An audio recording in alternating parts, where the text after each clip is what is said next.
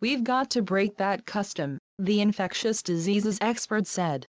Should the coronavirus pandemic mark the end of the American handshake? Dr. Anthony Fauci, the nation's leading expert on infectious diseases, thinks so. I don't think we should ever shake hands ever again, to be honest with you, Fauci, a key member of the White House task force, said during a Wall Street Journal podcast. Not only would it be good to prevent coronavirus disease, it probably would decrease instances of influenza dramatically in this country. A longtime proponent, Fauci has been on a mission of sorts, making his case in another interview this week with Sinclair Broadcast Group, saying society should just forget about shaking hands. We don't need to shake hands. We've got to break that custom, he argued. When asked to clarify his controversial stance Thursday morning, Fauci said he doesn't expect his suggestion will stick but that he can always hope.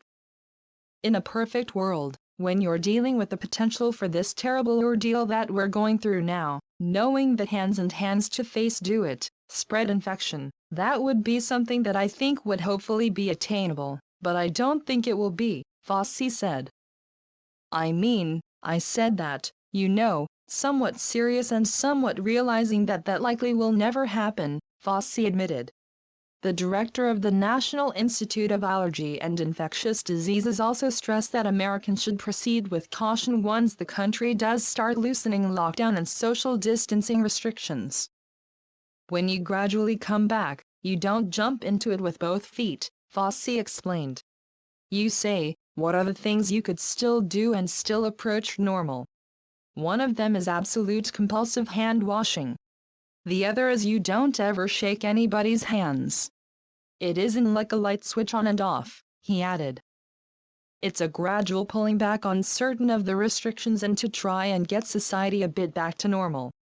Fauci has repeatedly cautioned that the virus determines the timeline but said that he hopes the country can start approaching some degree of normality at the end of April. And if he had his way, that return to normalcy would not include the handshake.